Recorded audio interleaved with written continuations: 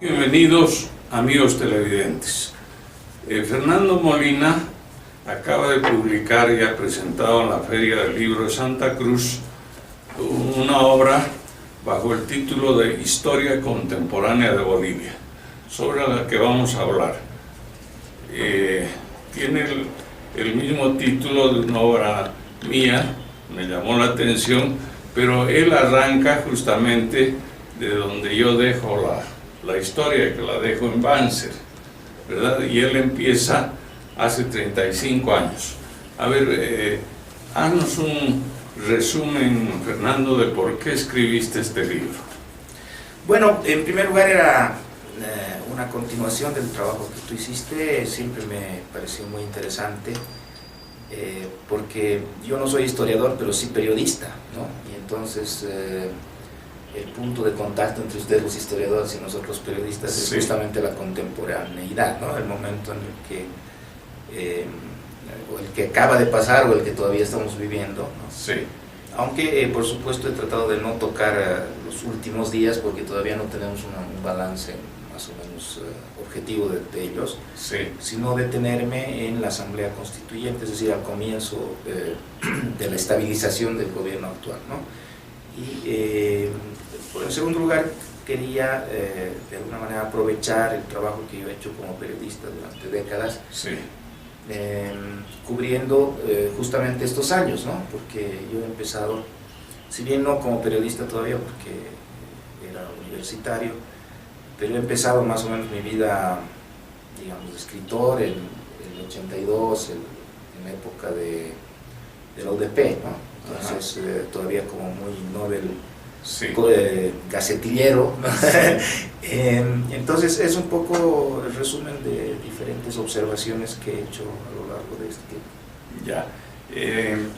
Pero lo que encuentro es que hay un énfasis en tu libro, a diferencia del mío, que me ha ocupado un poco porque ese es mi tema más, que está más cerca a mi corazón, las personalidades, los protagonistas de la historia.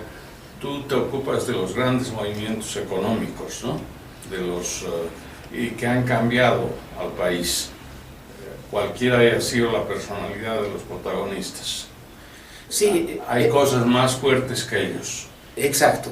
Sí, trato de hacer una nueva historia en ese sentido, ¿no? En que los protagonistas son los procesos socioeconómicos. Exacto. Más que los políticos o los grandes empresarios que hacen contribuciones, ¿no? Aunque, claro, los menciono en la medida de lo necesario, digamos, y no niego también que, digamos, serían más interesantes si se completan estas dos visiones, ¿no? Sí. Para lograr un relato uniforme, que ese es mi mayor propósito, porque esta es una historia divulgativa, no he hecho yo una investigación, digamos, de archivo propiamente, sino que me he basado sobre todo en la prensa, ¿no?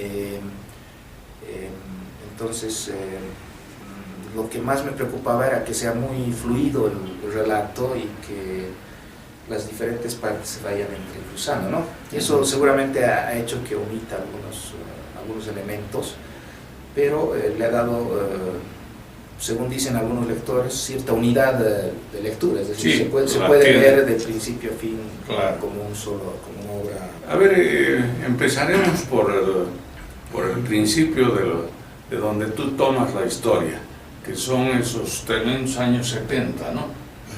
Donde surge el MIR, todavía no existe el MAS, y la izquierda está dominada por la influencia del recuerdo del Che Guevara y la militancia activísima de Fidel Castro en los movimientos guerrilleros de América Latina. Exactamente, lo que me interesaba era mostrar qué era la UDP, ¿no? Porque en realidad el libro propiamente empieza en la UDP, ¿no? Sí. Pero para mostrar qué era la UDP había que hablar del MIR, que es el protagonista más interesante de la UDP, sí. y su transformación, ¿no? Es decir, la UDP es posible porque el MIR, habiendo nacido, como tú muy bien dices, como un movimiento radical, ¿no? Sí. Influido por el castrismo, por el marxismo, etcétera, y que quería el poder violento para hacer el socialismo, etcétera, etcétera. En el exilio, ¿no? Gracias a las lecciones durísimas que da la represión pancerista, y luego gracias a la lucidez de Jaime Paz Zamora y Oscar Eid, Antonio Araníbar, se va dando un viraje, ¿no? Un viraje hacia la democracia, que yo creo que esa ha sido la mayor contribución del MIR en su historia, y que no se le reconoce mucho porque luego vinieron las menudencias de la política, pero sí, realmente si la juventud radical, intelectual, los obreros y los campesinos que movilizaba el MIR no hubieran sido guiados en ese sentido, ¿no es cierto? Entonces probablemente la democracia hubiera sido mucho más complicada de lograr. Entonces eso es lo que cuenta un poco el famoso seminario de Achocalla, en el cual el MIR plantea un entronque entre sus ideas marxistas iniciales y la Revolución Nacional, exacto, y empiezan a ver la necesidad de no solamente atraer a las masas de abril, que se llamaban así, es decir, sí, al pueblo, sino también a los líderes nacionalistas. Y ahí viene la idea de juntarse con Hernán Siles, lo cual crea la Unidad Democrática Popular, que ha sido conformada por grupos radicales. Es curioso eso, pero ha sido un movimiento sumamente democrático, ¿no? Sí, que se ha jugado por la democracia representativa, ¿no? Al punto de que Siles ha dejado un año de gobernar para darle viabilidad a eso que el país estaba deseando después de muchos años de dictadura militar, ¿no? En esto tú encuentras que hay que Hernán Siles se reinventa a sí mismo, o son las circunstancias, el entorno del exilio que lo llevan a esta alianza que por supuesto para el otro sector del MNR, los otros sectores, era de un puro oportunismo. Sí, hay una mezcla de las dos cosas, como siempre con los políticos, ¿no? Sí. Es decir, hay un oportunismo porque evidentemente la democracia era lo que estaba jalando sí, la adherencia popular, ¿no? Sí. Pero por el otro lado también hay un aprendizaje de la historia boliviana, ¿no? Se reflexiona mucho en la izquierda, en el lado del MNRI, de Siles, ¿no? Se reflexiona acerca del autoritarismo de Paz Estenssoro y del propio MNR y lo que había traído finalmente con Barrientos, es decir, la sí, restauración, ¿no?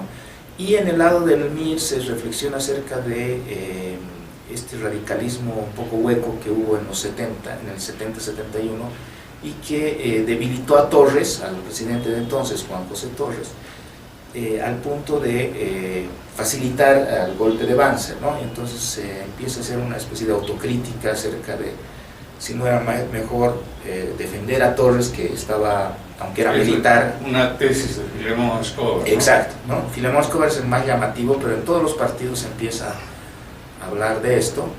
Y ahí hay una división dentro del MIR, ¿no? Sí. Es una división entre como los tres personajes de la troika que ella llamó, sí, ¿no es cierto? Araníbar y el hada obrerista. Y el hada de el hombre que murió, Artemio Camargo, ¿no? Del que ha escrito una biografía, Juan del Granado. Y Juan del Granado, que eran juntos dirigentes, además de Walter Delgadillo, que es el ministro del MAS, sí, los tres dirigentes del MIR Masas, ¿no? Que va a ser el MIR Masas, pero en ese momento era el Frente Obrero Campesino, que ellos querían continuar con la línea radical. ¿Y tú personalmente en esos años, qué edad tenías? ¿Eras ya sí, yo ya militaba. Yo fui primero... Primero fui de la UDP, pero fui de la UDP, sí, porque en el colegio sí, yo he estudiado con jesuitas y había ya bastante discusión política cuando yo estaba en el colegio, en San Ignacio. San Ignacio abajo. Sí, porque todos estábamos muy cansados del gobierno militar, ¿no?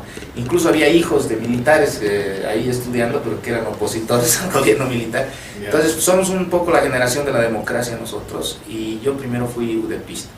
Luego, al primer año de la democracia, me convertí en trotskista, que era uno de los grupos que justamente confluyeron con Del Granado, Delgadillo, etcétera, en esa gran manifestación de marzo del 85 que se dio aquí en la Plaza San Francisco en contra de Siles Suazo, y para pasar justamente una etapa de gobierno de la COP. No sé donde se llevaron un poco a Jaime, ¿no? No, Jaime no participó porque ya estaban rotos, ¿no? Ya era el 85 y Jaime ya estaba preparándose para las elecciones generales, ¿no? Porque sí, en marzo del 85 fue esto, y las elecciones fueron en junio, ¿no? Y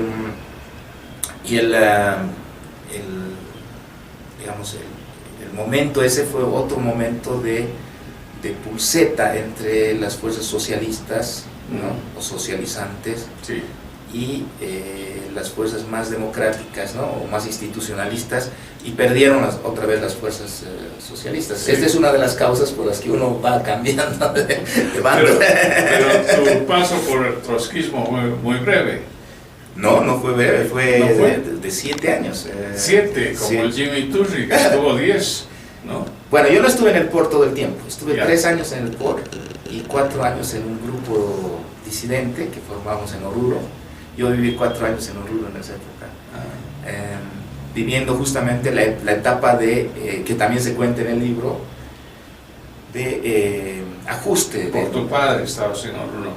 No, por el POR, o sea, por el trotskismo, por las actividades políticas, porque justamente una sección del POR que estaba muy fuertemente insertada en Oruro decidió romper con Lora, ¿no? Con Guillermo Lora, el dirigente en esa época. Entonces yo me sumé a ellos, y ahí vivimos el proceso de ajuste de la economía, luego del desbarajuste total de la hiperinflación, ¿no?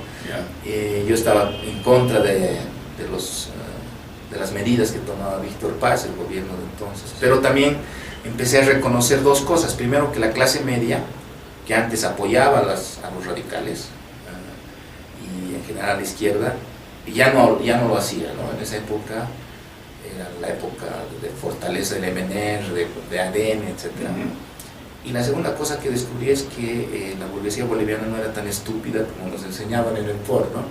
Es decir, que encontraba a veces medios, como lo estaba haciendo el gobierno de Víctor Paz, para reconducir las cosas y reafirmar su poder. No, es que la hiperinflación fue un golpe, un masazo a la economía popular. Claro. Y a todos, a la psicología de todos, ¿no? Sí. Porque vivíamos en tanta incertidumbre, que realmente solucionar eso fue la derrota de la izquierda, justamente. Ahí empieza una derrota a la izquierda que va a durar 20 años hasta el más, ¿no? Por cierto que Ernesto Araníbar, a quien se atribuye la desdolarización, con razón, porque él era el ministro, acaba de publicar un libro justificando esa y otras medidas. Lamentablemente, no, lo he visto, pero no lo he leído todavía. Sí. Pero está mi libro Ernesto Araníbar, claro, porque cumple un rol muy importante. Sí. Porque el MIR empieza con muchos auspicios, o sea, eran los niños brillantes, ¿no? La gente pura de la nueva generación. Sí. El trigo limpio. Claro, o sea, lo mejor de Bolivia, digamos, que se estaba esforzando por crear la democracia. Ellos les dan, por esa impresión que causaban, más que por su verdadero peso político, creo, les dan 6 ministerios en el primer gabinete de la UDP. Uno de ellos, el Ministerio de Finanzas, a cargo de Ernesto Araníbar, y se lanza el primer paquete económico, ¿no? Porque la situación era ya bastante mala, y ahí fracasa completamente el intento, ¿no es cierto?, de reconducir la economía bajo ciertos criterios dogmáticos, ¿no?, de izquierda. Y entonces el hecho de haber participado en ese paquete y sobre todo en la desdolarización va a desprestigiar al MIR al punto de que se ve obligado a romper con la UDP para salvar un poco las responsabilidades. Pero Vuelve a ser llamado. Claro, al final vuelve, ¿no? Sí. Pero la cuestión es que el MIR, de ser, digamos, el supuesto portador de una nueva idea de la sociedad, queda defrauda a la población en ese momento. Claro. ¿no? Entonces eso es importante para lo que va a pasar después, no es por animadversión con él. Ahora, ¿qué papel le asignas en esta tortuosa marcha de la democracia boliviana al narcotráfico, que ya se hace evidente, por supuesto, en los gobiernos militares, y estalla un poco tan pronto sube Hernán Siles al poder? Recuerdo que hay la expulsión de unos italianos que estaban vinculados a mafias del narcotráfico a los pocos días. Y bueno, ese episodio tan grave con Suárez, pues que también acorta el gobierno de Siles.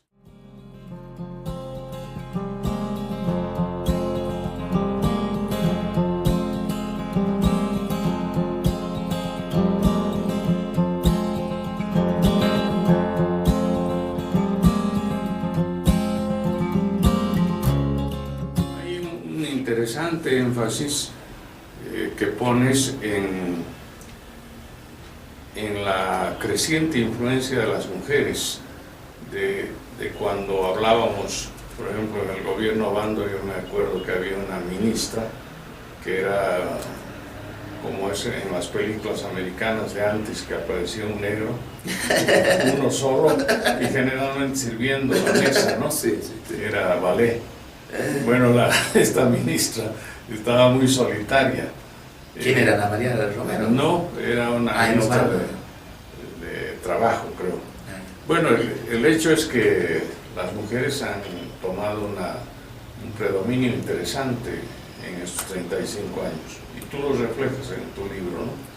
Sí, he intentado también, aunque claro, con la brevedad que demanda el tamaño global del libro, mostrar ese otro proceso, ¿no? Así como el proceso de empoderamiento indígena, el proceso de estabilización económica, el proceso de urbanización, que también se refleja un poco, la descentralización, todas estas cuestiones que no parecen historia en este momento, ¿no es cierto? Porque son cosas que estamos viviendo, pero que claro, van a ser recogidas por los historiadores del futuro como los elementos de esta época, ¿no?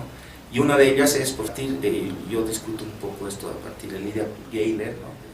Hablo de Lydia Gayler, la primera presidenta boliviana, y la menciono porque es una antecesora de las medidas neoliberales que se van a tomar en los años finales de los 80, ¿no? Y ahí hablo también de la participación de las mujeres. Es curioso que durante los años 70, siendo los militantes supuestamente muy progresistas, muy liberados, ¿no es cierto?, tenían a las mujeres en las mismas condiciones que la derecha, es decir, ellas hacían las banderas, ¿no? Sí. Algunas destacaron como guerrilleras, pero en general las mujeres eran las que más se movilizaban, las que más se comprometían, las que sufrían a veces más, pero no tenían cargos de dirección, ¿no? Si nos fijamos en los grandes líderes de la izquierda radical, son todos varones, son casi todos varones, ¿no?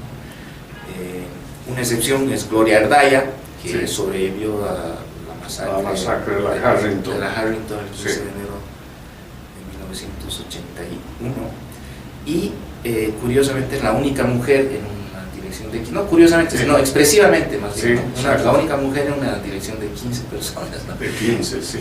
Pero eso ha ido cambiando, y menciono la ley de cuotas, ¿no?, que ha logrado el movimiento femenino y el movimiento democrático en los últimos años, hasta llegar a la paridad que tenemos ahora, que es, digamos, bastante avanzada, como se ha dado en las elecciones del 2014, ¿no? Ya. Claro, tú no mencionas personalidades, pero en el tema de la participación popular, yo creo que sería justo resaltar el papel que tuvo Carlos Hugo Molina. Sí, lo menciono, por supuesto, como pionero, el ejecutor pionero, digamos, porque ha habido varias personas que han coincidido en ese momento, ¿no?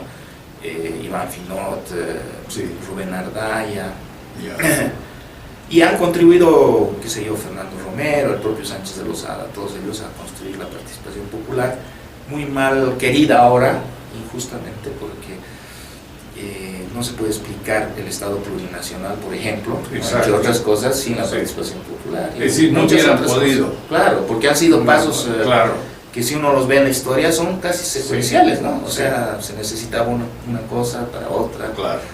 El propio MAS existe por la participación popular, porque la participación popular dio elecciones en los pequeños pueblitos donde ellos tenían mayoría y les dio financiamiento, les permitió existir, ¿no? Entonces, es muy importante la participación popular como, digamos, uno de los logros exitosos, a diferencia de otros que no lo fueron tanto, ¿no? También hago una pequeña historia de la reforma educativa, que eso seguramente, claro, tú sabes muchísimo más que yo, como un éxito, como un proceso sin éxito, ¿no? Porque finalmente se corta. Y también de la privatización y la capitalización, que son un movimiento que luego va a volver en contra. Ya. A propósito de reforma educativa y de las ideas que planteas en tu libro, tú dices que el más preconstituyente era mucho más radical que el posterior. En ese preconstituyente se planteó la exigencia de poner los idiomas nativos en primer término como un requerimiento básico de la educación y de la administración pública. Pero en ningún país del entorno, menos el Perú o México, ha tomado una medida así, y hay la percepción de que se usa en las aulas demasiado tiempo en este tema cuando los idiomas de la globalización y del futuro son otros. El inglés, por ejemplo. El país con más estudiantes de inglés del mundo es la China, y un poco eso explica también su apertura al capitalismo. Sí, o sea, finalmente el portugués, pues tenemos una frontera enorme con ellos, la más grande. Sí, bueno, yo no sé exactamente qué está pasando en la educación, pero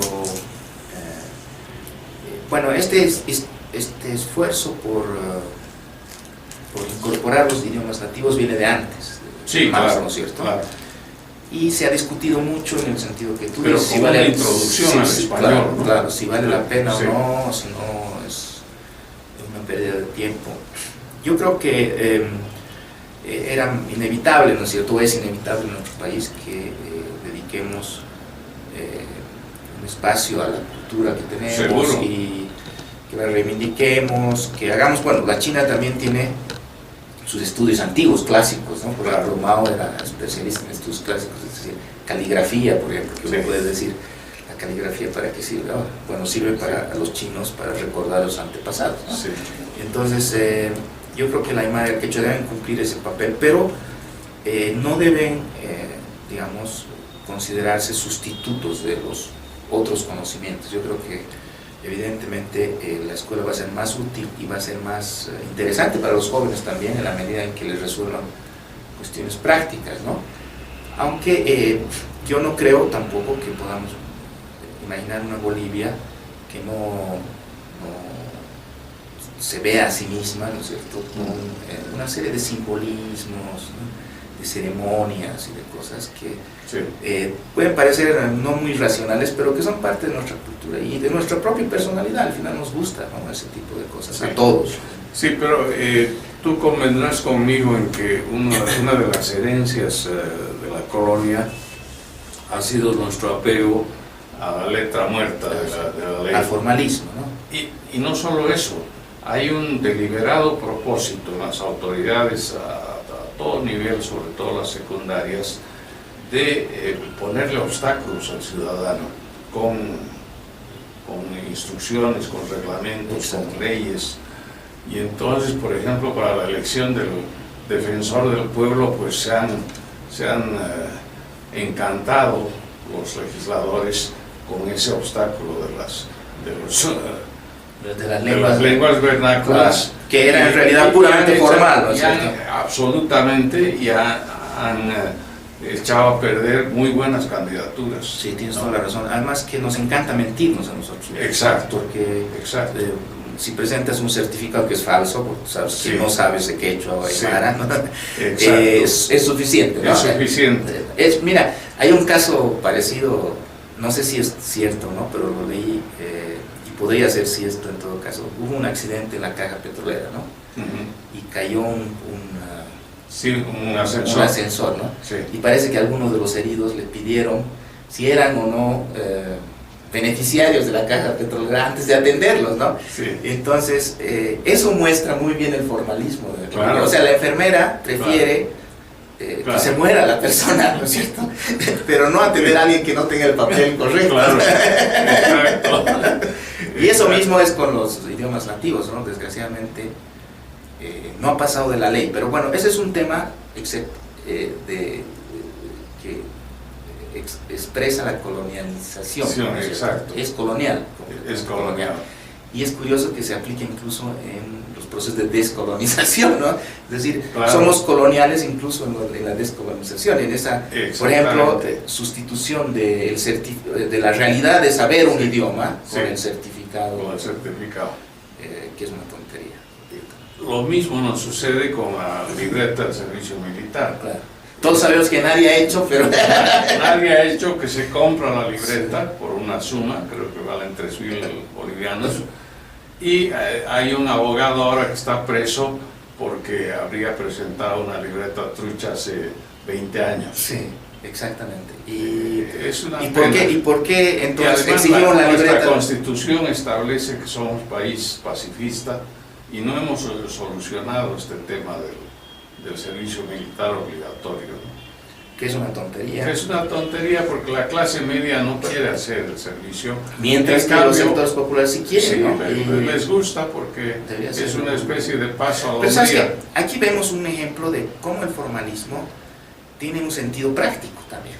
¿Cuál es el sentido práctico? Es decir, es rentar de él, ¿no? Porque Sí. para tener el papel correcto tienes que ir a un instituto que te va a dar 2 clases de aymara, ¿no? Sí. Y te va a dar el papel. Entonces, alguien está Y recibiendo, en Santa Cruz el guaraní. claro, está recibiendo y alguien está dando, ¿no? Sí, Para tener la libreta de servicio militar tienes que pagar, entonces alguien está recibiendo, alguien está pagando, ¿no?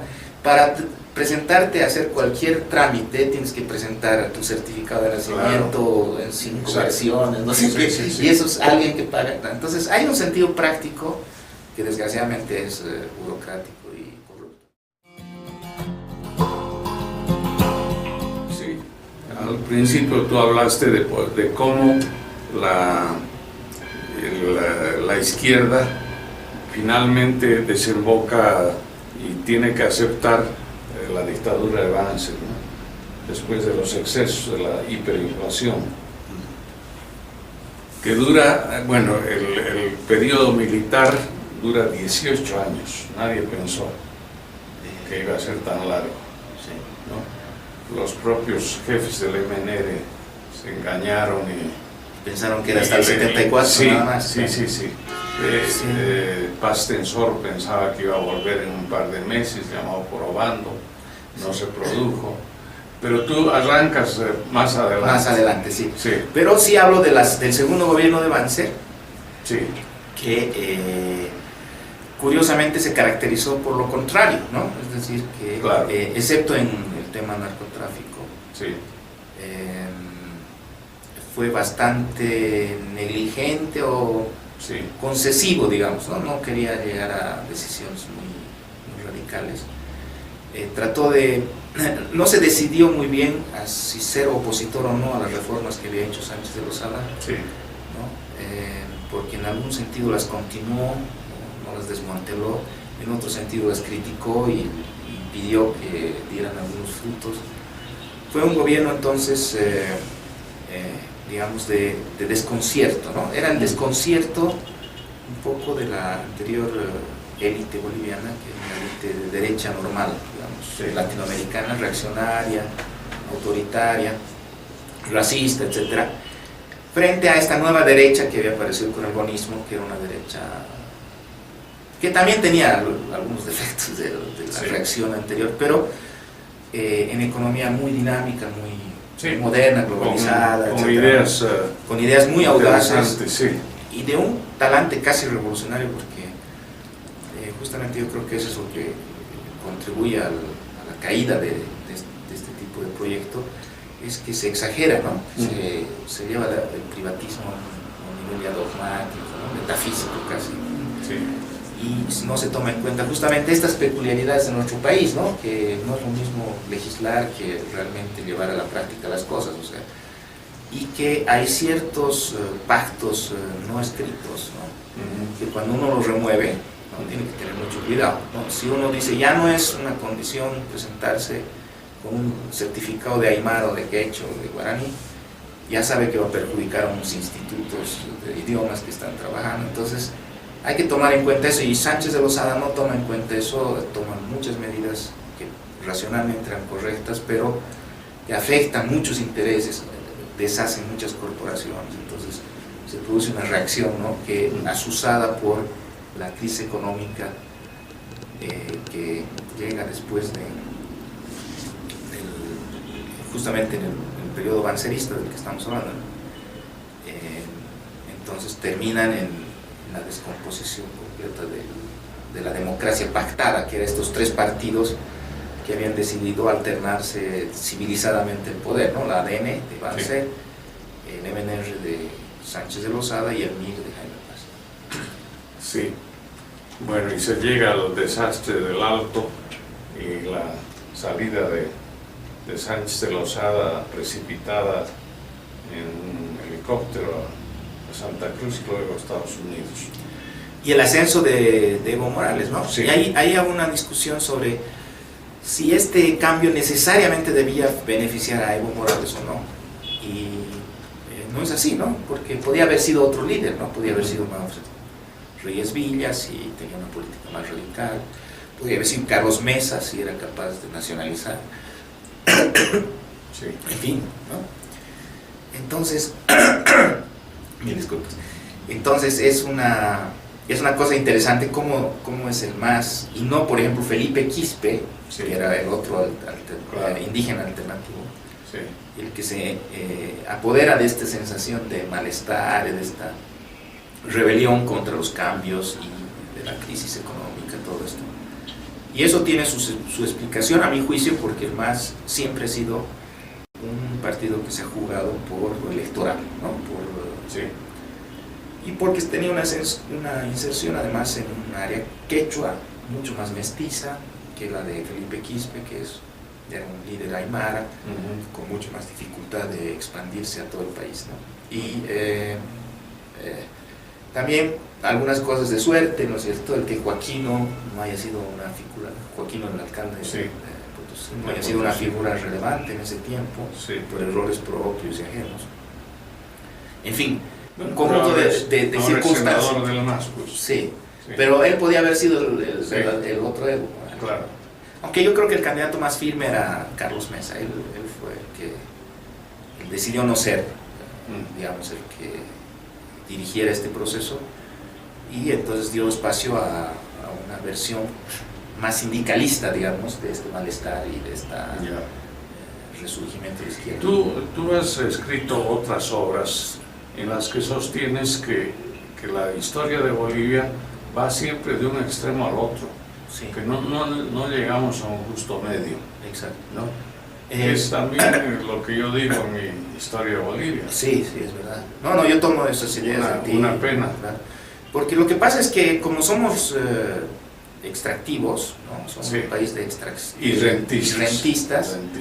Entonces hay una disputa entre dos élites, ¿no? Una élite más burocrática que quiere que esas rentas estén en el Estado, que son los nacionalizadores, los socialistas, ¿no? Los MNRistas, los masistas, y una élite más privatista, que son los bonistas, antes los barretistas, no sé qué. Entonces, que quieren sacar esas rentas de manos del Estado, ¿no es cierto?, y hacerlas más privadas, ¿no? Y entonces, en eso se distinguió la burguesía cruceña.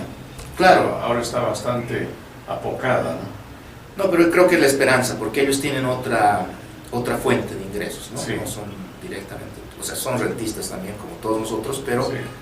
tienen fuentes de ingresos reales, genuinas, ¿no?, en el campo. Y por lo tanto pueden pensar, digamos, el país, pero la cuestión es que logren pensar el país, ¿no es cierto?, entendiendo también a estos grupos, ¿no es cierto?, que ven a los recursos naturales como su única posesión, ¿no? Y entendiendo el altiplano, que es muy duro, que es muy complicado. Y hay que hacer concesiones. Yo soy un liberal, me considero liberal, pero pensar en un liberalismo a lo Camacho, a lo Isidoro Camacho a esta altura, ¿no es cierto?, no es posible, ¿no? Un trotskismo de la época de, sí, de Don León. Sí, hay que hacer un entronque entre el liberalismo y la Revolución Nacional. Eso es, yo creo que es la enseñanza del mismo, finalmente. Sí. Desgraciadamente malbaratada por la actuación real del MIR, pero sí, la idea me parece brillante. Eso es lo Tú dices que el país ha recibido del 2009 al 2014 $30.000 millones, ¿no?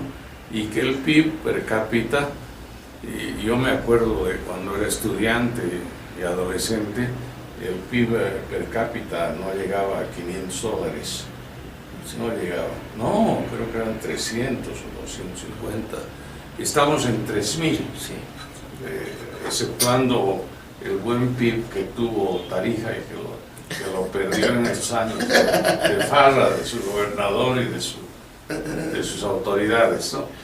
Pero es mucha plata, $30.000 millones. Y ese es el ingreso directo del gas. Del gas, ¿no? sí. Si sumas a eso otros ingresos por minerales, sí, por impuestos, etc. Algunos calculan que el gobierno ha manejado, sí, entre 70 y 90 mil millones, ¿no? Sí. Hay otros que exageran y sí, me parece que exageran, ¿no?, que hablan de muchísimo más. Pero bueno, lo interesante aquí es que este gran flujo de capital, ¿no es cierto?, crea un bienestar, pero no es un bienestar sostenible, ¿no? Es un modelo económico. Yo desarrollo esta idea mucho más en un libro que he escrito hace poco, un folletito que se llama El modelo económico de Morales, ¿no?, o de Bolivia, y su inevitable fracaso, ¿no?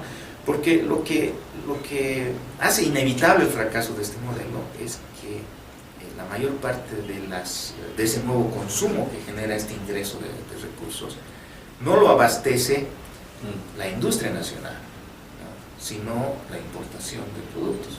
Te doy un ejemplo, sí, de algo que nosotros producimos, que es, tenemos lindos bosques y tenemos linda madera, ¿no es cierto?, pero la mayor parte de los productos de madera que se están usando en las construcciones ¿no?, son importados, porque la industria maderera no llega. Creo que el cartón de papel bol viene de China. Es posible, sí. Eso he visto en la prensa. Es posible. Es decir, no estamos haciendo. Claro, papel. entonces, ¿eso qué se llama? Enfermedad holandesa en términos históricos, ¿no? Sí. Es decir, es este mal del gasto. Sí. Cuando uno recibe un gran dinero, no siempre sabe cómo gastar, ¿no? Es difícil gastar, o sea, claro, es fácil gastar 100 bolivianos o 1000 bolivianos, claro, pero ya $100 millones, ¿no? Sí. A ver, imagina, Mariano, que recibe $100 millones. Bueno, pues tú sabrías lo que harías cultura, ¿no? No, estas cifras para mí son astronómicas. Claro, pero imagínate nosotros que no sabemos nada de lo que es un SWAT o una... Pero por eso, por ejemplo, Noruega creó un fondo... Exacto. Pero hay que ser noruego por eso, ¿no? Hay que ser noruego.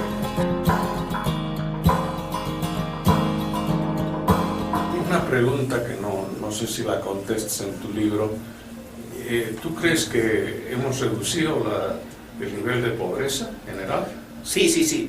¿Pero vía bonos? Porque esos bonos van a la clase media, a excepción del bono de dignidad.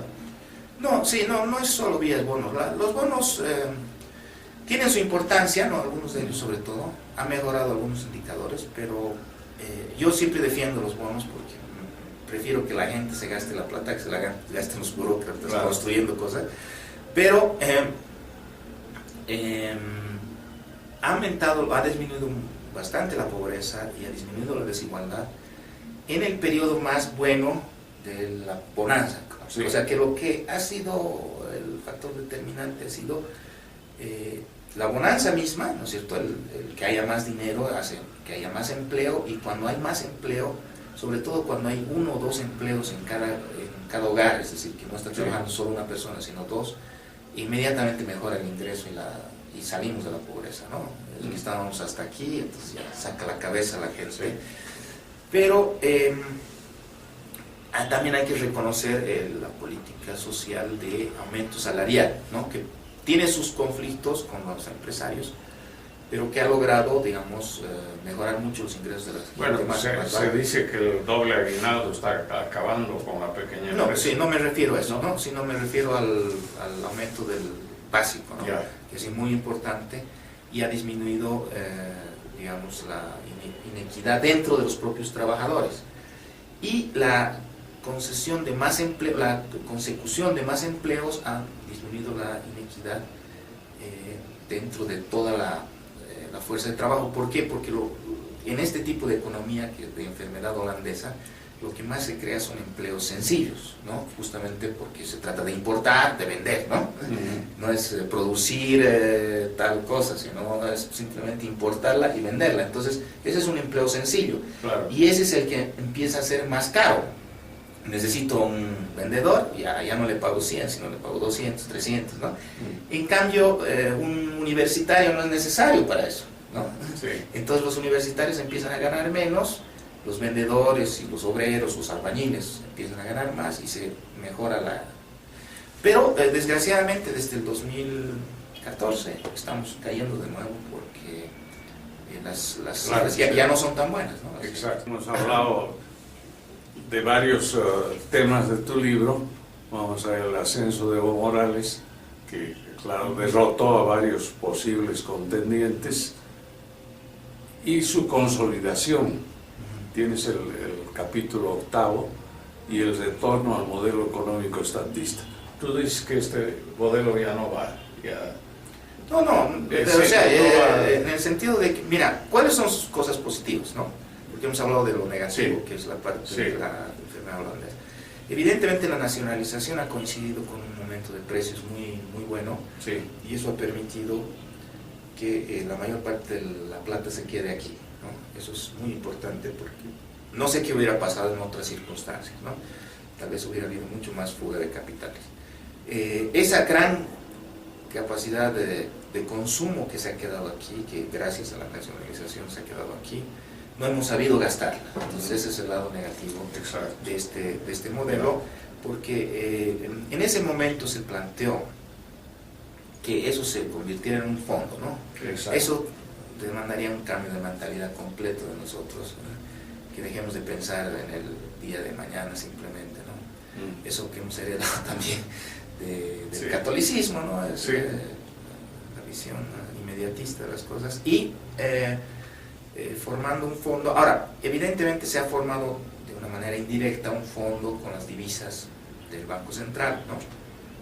Un fondo, sin embargo, que cumple otros propósitos, porque finalmente tiene que estar permanentemente a disposición de la gente que quiere dólares, ¿no? Y hemos visto que esas reservas han estado disminuyendo justamente en el último tiempo, porque ingresan menos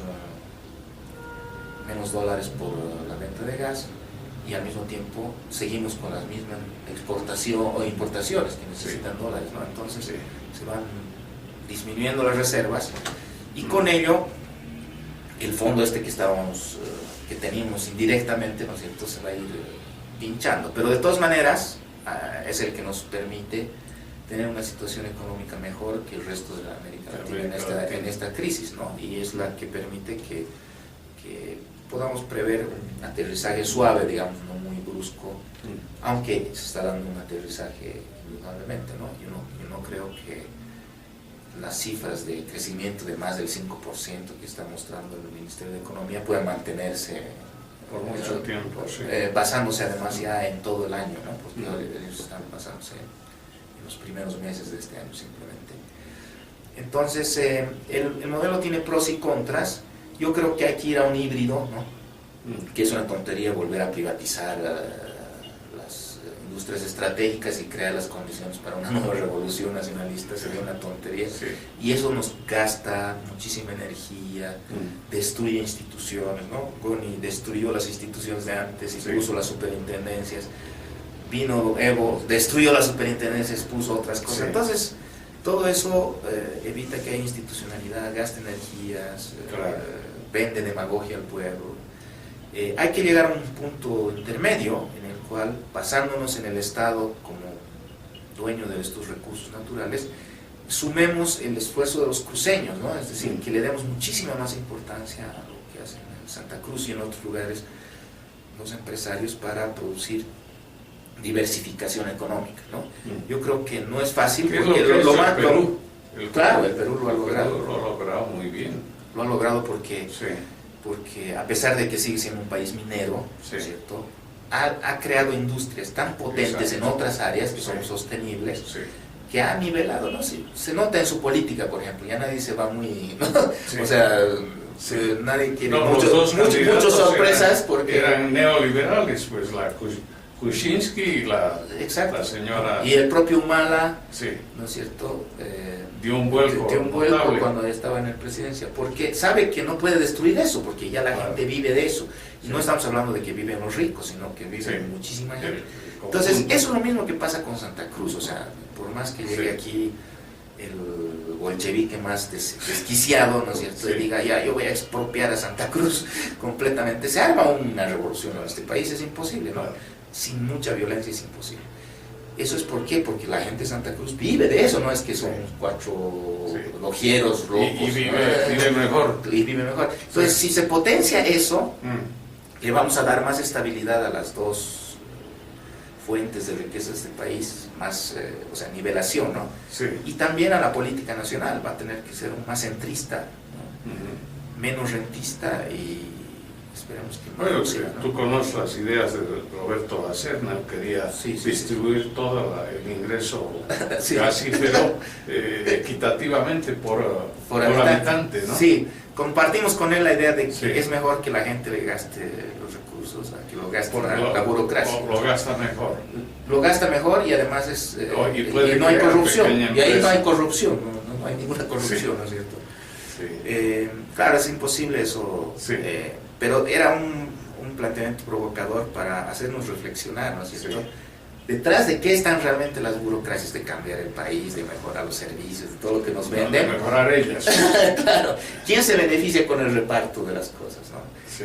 Con esta acumulación. Entonces, tenemos que ver las limitaciones de este sueño boliviano, que es la nacionalización, sueño desde los años 20 y antes, ¿no? Sí.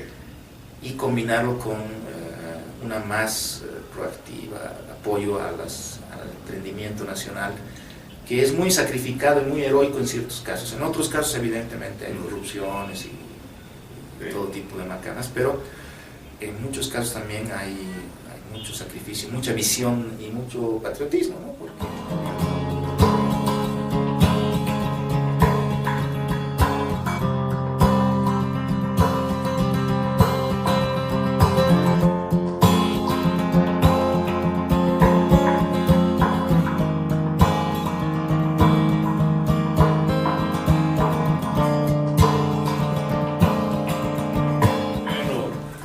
Te agradezco muchísimo. Delicioso. Ha sido un gusto charlar contigo. Igualmente.